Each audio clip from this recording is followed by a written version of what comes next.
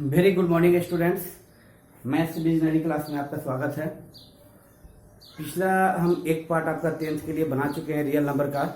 अब आज second part बनाने जा रहे हैं। अगर आपको वीडियो बराबर पसंद आ रहा है तो ज़्यादा से ज़्यादा आप शेयर कीजिए, अपने दोस्तों में सब्सक्राइब कीजिए और बेल आइकन दबाना भूलिए मत, क्योंकि कोई भी नया वीडियो बनेगा तो सबसे पहले आपके पास जाएगा। हम स्टार्ट करने जा रहे हैं रियल नंबर का सेकेंड पार्ट। फर्स्ट पार्ट में जो हम बतलाए थे कि यूक्लिड्स डिवीजन लेमा मेथड। क्या बोले थे? यूक्लिड्स डिवीजन लेमा मेथड ए बराबर बी क्यू प्लस आर होता है, जहां आर का जो वैल्यू होता है 0 से लेकर बी के बीच में होता है। एज एग्जाम्पल, अगर समझ में नहीं आ रहा है तो ए को डिविडेंड बोलते हैं, बी को डिवाइजर बोलते हैं, मीन्स जिससे डिवाइड करे, आर को रिमाइंडर बोलते हैं और क्यू को कोसेंट बोलते हैं। जहां रिमाइंडर का वैल्यू 0 भी हो सकता है और 0 से ज़्यादा भी हो सकता है, लेकिन कभी भी होगा डिविजर से कम होगा, मीन्स बी से कम होगा। अब एग्जाम्पल के लिए मान लेते हैं कि सर अगर हम 5 = 3 × 1 + 2 अगर हो जाता है, 5 में 3 से डिवाइड करते हैं तो 3 × 1 = 3 + 2 5 होता है। तो यहाँ हम देखते हैं कि रिमाइंडर जो आता है 2 आता है, तो यहाँ रिमाइंडर का जो वैल्यू होगा कभी भी आर का वैल्यू 0 से लेकर किसके बीच में होगा? बी के जगह पे कितना है? 3। रिमाइंडर का वैल्यू कभी भी 0 से लेकर 3 के बीच में, 0 से लेकर बी के बीच तक। बी क्या है? 3 है। तो 0 से लेकर बी के बीच कहने का मतलब क्या हो सकता है? 0 भी हो सकता है, 1 भी हो सकता है और 2 भी हो सकता है, इससे ज्यादा नहीं हो सकता है।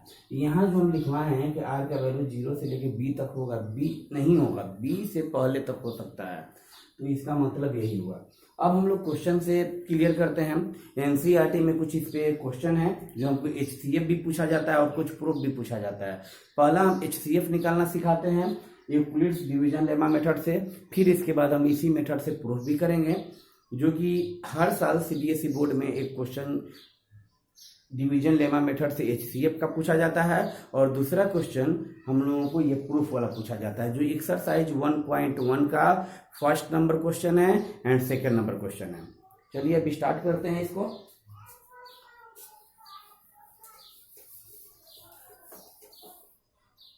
आपको बुक में पूछा जाता है एक्सरसाइज 1.1 का फर्स्ट नंबर क्वेश्चन कह रहा है कि एचसीएफ निकालिए, फाइंड एचसीएफ बाय यूक्लिड्स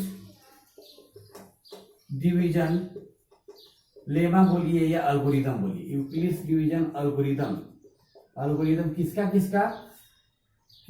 निकालना है? तो हमें 135 एंड 225 का निकालना है। 135 एंड 225 का यूक्लिड्स डिवीजन एल्गोरिथम मेथड से हमें एचसीएफ निकालना है। तो सर हम क्या बोले थे? फॉर्मूला हम जानते हैं कि यूक्लिड्स डिवीजन लेमा मेथड से एक ए होता है और एक बी होता है। तो ए किसको बोलते हैं? डिविडेंड को, जिसमें डिवाइड करे।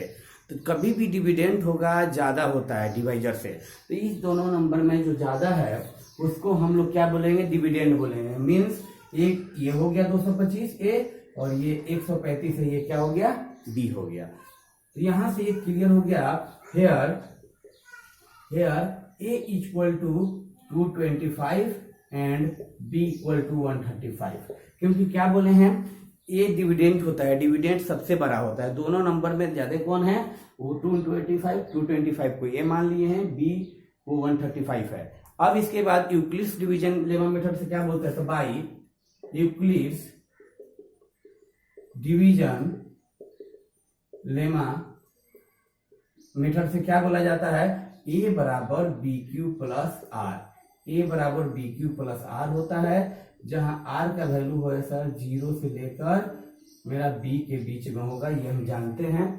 तो यहाँ क्या देखते हैं? इस फॉर्मूला को अगर यूज करते हैं, तो इस फॉर्मूला को अगर रेगुलर यूज करना चाहते हैं इस क्वेश्चन के लिए, तो सबसे पहले क्या करेंगे हम लोग? सर बी से ए में डिवाइड करने हैं, तो 135 से 225 में डिवाइड करते हैं। इस तरह क्या आता है 135, फिर कितना आ जाता है तो यहाँ देखते हैं कि यहाँ आपको कितना आ जाता है 0 और ये 90 आ जाता है। फिर 90 से 135 में डिवाइड करते हैं तो क्या आता है 1, ये 90, ये 45, फिर हम लोग 90 से में डिवाइड करते हैं 2 टाइम्स, फिर ये 90।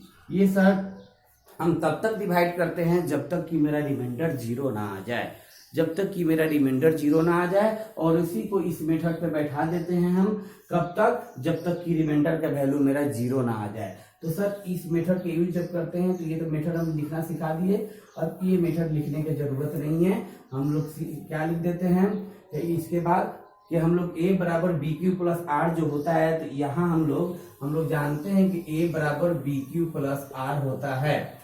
तो यहाँ a की जगह पर कितना है आपका 225, a की जगह पर कितना है 225, b की जगह पर कितना है 135 और रिमाइंडर कितना है 90। फर्स्ट स्टेप के लिए देखें, फर्स्ट स्टेप यहाँ से लेके ये पूरा फर्स्ट स्टेप है। मीन्स आपका क्या हो गया सर, a की जगह पे 225 इक्वल टू b के जगह पे कितना हुआ 135 इंटू क्यू की जगह पर क्या है 1 है प्लस रिमाइंडर कितना है 90। ये प्रोसेस हम कब तक करेंगे, जब तक कि मेरा रिमाइंडर 0 ना आ जाए, जब तक कि मेरा रिमाइंडर 0 ना आ जाए। तो यहाँ देख रहे हैं फर्स्ट स्टेप के बाद रिमाइंडर 0 नहीं आ रहा है, तो यहाँ लिखेंगे आफ्टर फर्स्ट स्टेप के बाद रिमाइंडर मेरा 0 नहीं आ रहा है, फर्स्ट स्टेप के बाद मेरा रिमाइंडर 0 नहीं आ रहा है। फिर अब सेकेंड स्टेप में चलते हैं। सेकेंड स्टेप में क्या देखते हैं सर, यहाँ से अब फिर ये 90 तक ले लिया, फिर यहाँ से सर ये यूज करेंगे इतना, क्या है सर यहाँ a का वैल्यू 135, b का वैल्यू कितना हो जाएगा 90, जिसे डिवाइड करते हैं उसको b बोलते हैं, जो कोसेंट आता है कोसेंट 1 हुआ और रिमाइंडर यहाँ कितना हो जाएगा 45। अभी भी देखते हैं कि सर यहाँ रिमाइंडर का वैल्यू 0 नहीं आया, तो यहाँ क्या लिखेंगे आफ्टर सेकेंड स्टेप के बाद क्या देखें कि रिमाइंडर अभी भी 0 नहीं आ रहा है।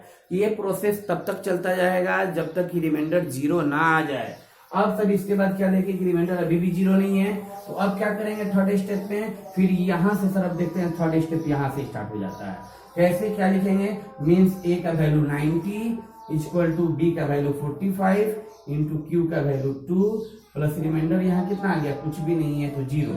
तो हम देख रहे हैं कि आफ्टर थर्ड स्टेप के बाद क्या देख रहे हैं कि रिमाइंडर मेरा 0 आ जा रहा है। तो जब मेरा रिमाइंडर जिस स्टेप के बाद मेरा रिमाइंडर 0 आ जाए उसमें क्या थर्ड स्टेप में क्या देखे, फर्स्ट स्टेप में देखे कि सर फर्स्ट स्टेप के बाद रिमाइंडर 0 नहीं आया, फिर अगला सेकेंड स्टेप किए, सेकेंड स्टेप के बाद भी रिमाइंडर 0 नहीं आया, फिर अगला थर्ड स्टेप किए, थर्ड स्टेप पे रिमाइंडर 0 आ जा रहा है। जहां रिमाइंडर 0 आ जाए वहां स्टॉप हो जाते हैं।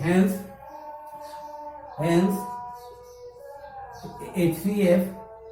HCF of 135 and 225 is. अब इसके बाद जब रिमाइंडर 0 आ जाए तो डायरेक्ट समझ जाते हैं जिस स्टेप में रिमाइंडर 0 आता है वहां जो b का वैल्यू होता है, b का वैल्यू जिस स्टेप में रिमाइंडर 0 आता है उस स्टेप में जो b का वैल्यू होता है वही HCF होता है।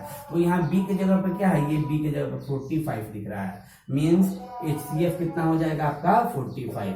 ऐसा कभी नहीं कीजिएगा q का वैल्यू ले लीजिएगा, q कभी भी नहीं लेंगे। यहाँ से देखिए सर कैसे रखे हैं, फर्स्ट स्टेप में पहले हम सर क्या फाइनलाइज किए कि ए कौन है और बी कौन है, जो ज्यादा है उसको क्या मानेंगे ए मानेंगे, डिविडेंड जो कम है उसको डिवाइजर।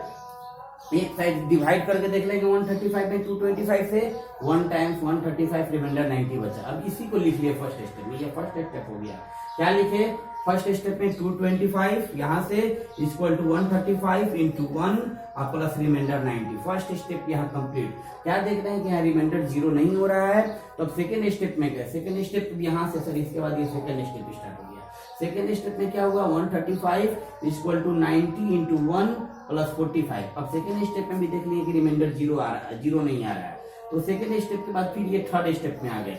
थर्ड स्टेप में क्या हो गया 90 equal to 45 into 2, 90 equal to 45 into 2 plus remainder 0, remainder 0 means तीसरे स्टेप के बाद देख रहे हैं कि रिमाइंडर 0 आ गया, मतलब मेरा HCF क्या हो जाएगा, तीसरे स्टेप के बाद मेरा प्रोसेस स्टॉप हो जाएगा। प्रोसेस स्टॉप हो जाएगा मीन्स मेरा HCF कितना हो जाएगा, यहाँ जो B का जो वैल्यू रहेगा, B का वैल्यू कितना हो जाएगा 45 ही मेरा HCF होगा। अगर सेकेंड स्टेप के बाद यहाँ रिमाइंडर 0 हो गया रहता, सेकेंड स्टेप के बाद अगर यहाँ रिमाइंडर 0 हो गया तो यहाँ जो है सेकेंड स्टेप, ये फर्स्ट स्टेप है और ये कितना सेकेंड स्टेप है और ये थर्ड स्टेप है। तो सर फर्स्ट स्टेप के बाद ही अगर 0 हो गया रहता तो यहाँ HCF कितना हो जाता 135। सेकेंड स्टेप के बाद ही अगर 0 हो गया रहता तो HCF कितना होता, यहाँ B का वैल्यू 90 होता। लेकिन थर्ड स्टेप के बाद रिमाइंडर 0 हुआ है, इसीलिए HCF थर्ड स्टेप में देखेंगे जो B का वैल्यू होगा, B मतलब 45 है, उसी को हम लोग HCF बोलते हैं। हमें उम्मीद है कि आप लोगों को आज का ये HCF निकालना by Euclid's division lemma method बहुत अच्छा से समझ में आ गया होगा। फिर आगे